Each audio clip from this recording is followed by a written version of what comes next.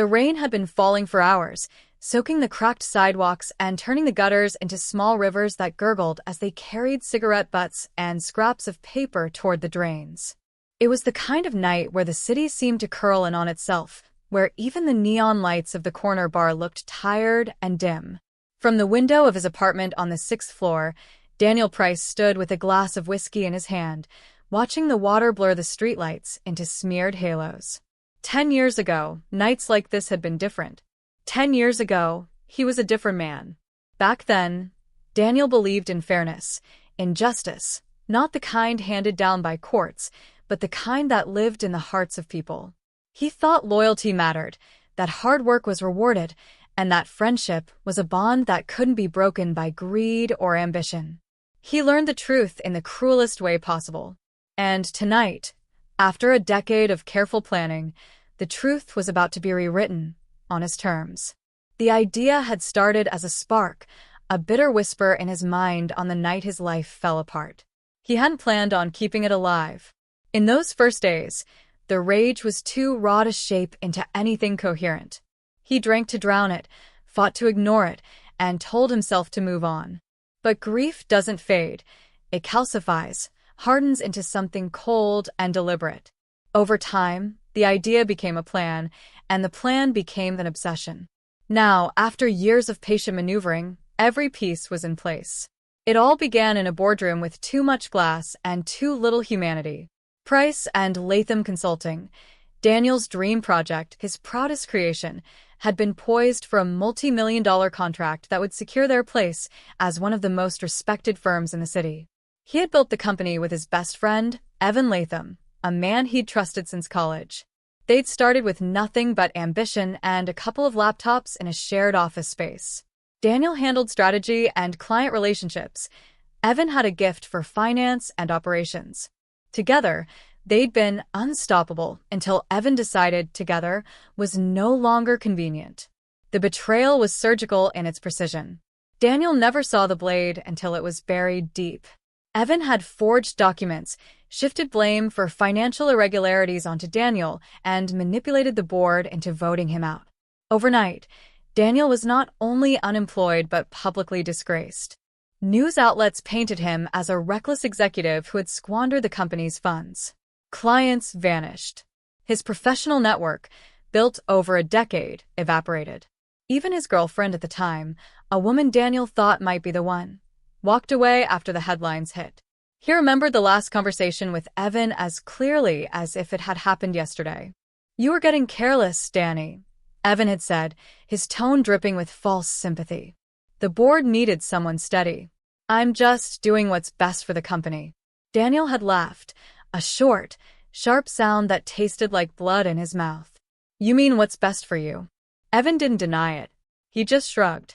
"Don't make this harder than it needs to be. Take the severance, disappear quietly. Trust me, it's better this way." Better for Evan, maybe. For Daniel, it was the day something inside him broke.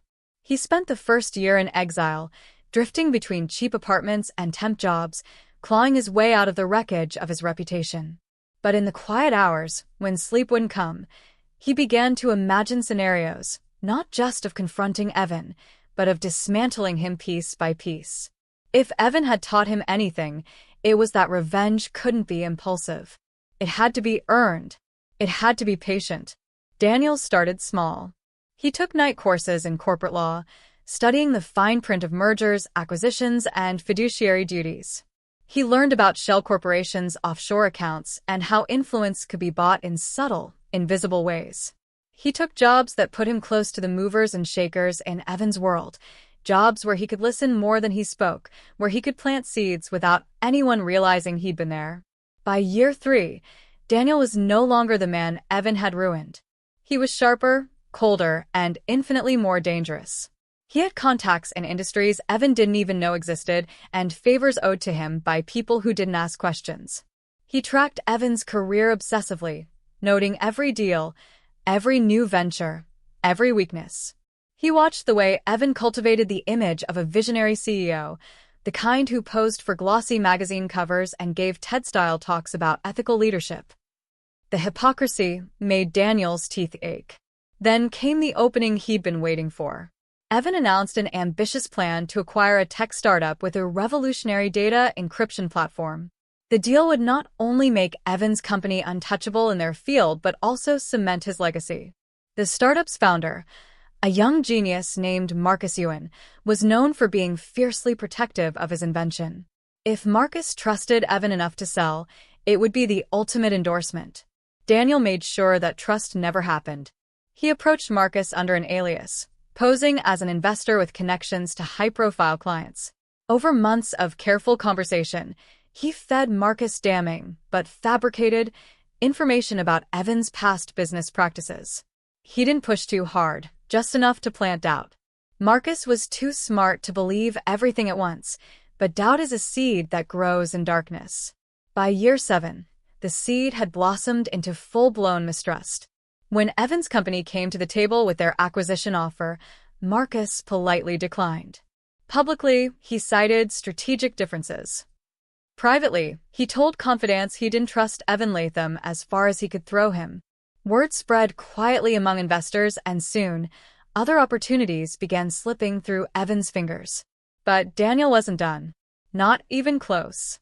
If you like, I can continue with part 2 right away, where Daniel begins the final 3 years of his plan, setting up the precise financial, legal, and personal traps that will make Evan lose everything in one night. That's where the Real served cold part kicks in. Do you want me to roll straight into it? By the 8th year, Daniel had moved from planting seeds to carefully pruning the garden. The foundation of Evan's empire was still standing, but cracks had begun to spiderweb through it. A couple of botched contracts here, a few high-profile clients lost there. It wasn't enough to topple the giant, but it was enough to make him lean heavily on risky ventures to compensate for the lost revenue. Risk breeds desperation, and desperation breeds mistakes.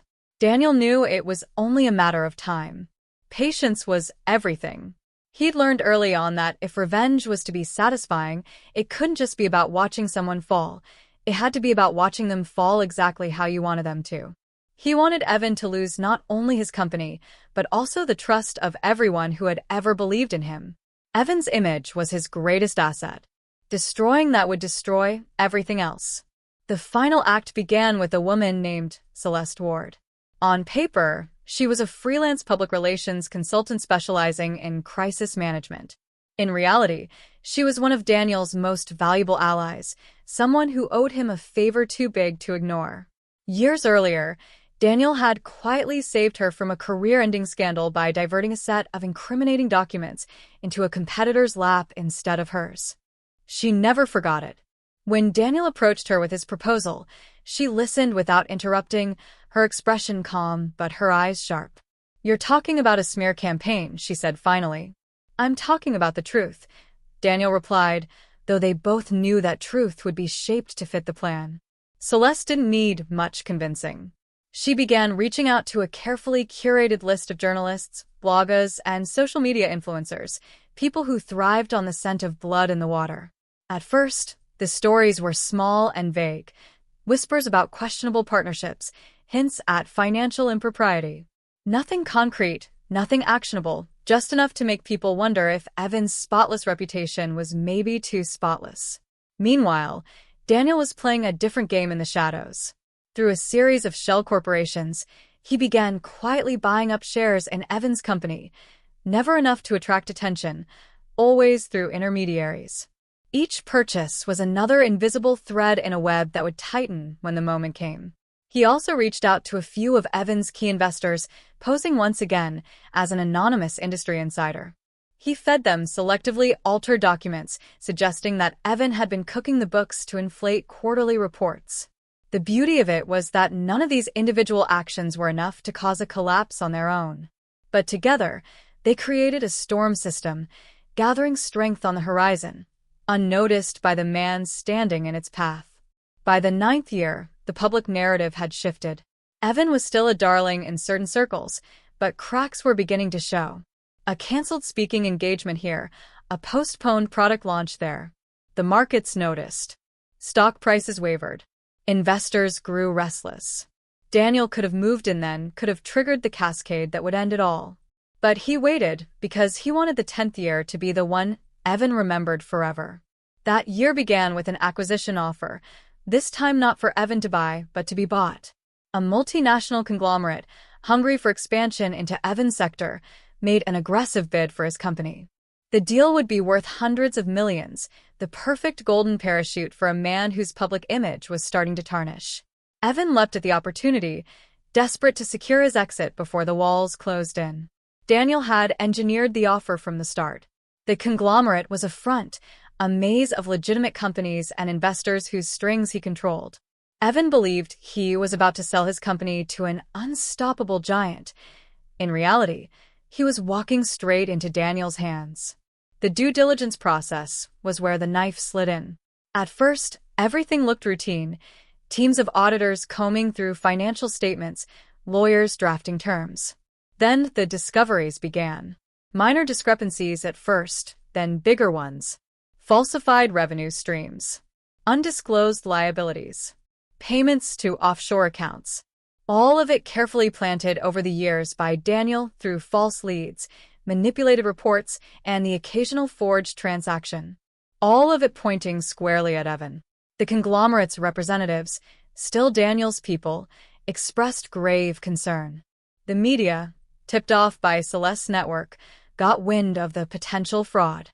Within days, headlines screamed about the downfall of Evan Latham, the golden boy of consulting. Stock prices nosedived. Investors fled. The acquisition deal was withdrawn with public statements that dripped with regret, but made it clear that Evan was no longer a viable partner. In the chaos, Daniel made his move. Through his shell companies, he bought controlling interest in the now crippled firm for a fraction of its former value. Evan, desperate for cash to cover legal fees and mounting debts, had no choice but to sell. The meeting where Evan signed over the last of his shares was held in a sterile conference room with beige walls and humming fluorescent lights. He looked older, thinner, the confident glint in his eyes replaced by something brittle. His hands shook as he slid the paperwork across the table. Daniel picked it up slowly, savoring the weight of the moment. "You," Evan said quietly, his voice rough. "It was you, wasn't it? All these years." Daniel didn't answer. He just smiled, the kind of smile that offered no warmth. Evan let out a short, bitter laugh. 10 years. You waited 10 years just to take this from me? No, Daniel said, standing. I waited 10 years to make sure you understood why. He left without looking back. Outside, the city was wrapped in another cold rain, the kind that blurred the streets and softened the edges of the lights. Daniel walked without hurry, the taste of victory sharp and clean in his mouth. Revenge, he thought, wasn't about the heat of anger.